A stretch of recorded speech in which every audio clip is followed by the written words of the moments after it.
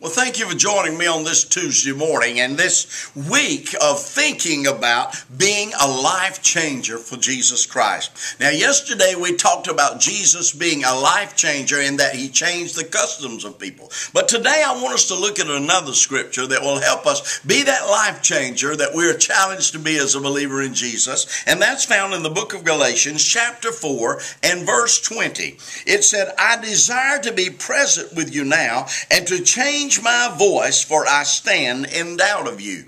The Apostle Paul, writing to the church of Galatia, he's making a statement. He says, I desire to be able to communicate with you, but in my communication, I'm going to change my voice. Let's put it in a term you and I think would understand a little better. Paul said, I'm going to change the tone of my speaking. I'm going to change the tone of my delivery to you. You know, tone is important.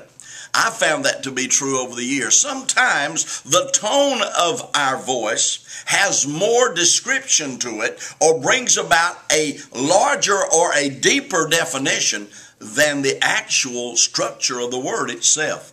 My tone in my voice will demand or command or it will repel people from hearing the message that I have to give them. And as a Christian, we must be willing to change the tone of our voice at times in order that the person we're talking to might receive the message that we as a Christian are to give them. Have you ever been attempting to witness to someone about Jesus, to maybe lead them to Christ or to invite them to church? Do you realize that the tone of your message sometimes is more profound than the word that you speak? And it is by the very tone that person will either accept or reject the message of the love of God and receive Jesus, or maybe even come to church simply by the tone of your voice. So I want you to be cautious about that today. And remember, the tone is important. And Jesus said sometimes as a believer, Paul tells us here, sometimes as a believer and as a witness,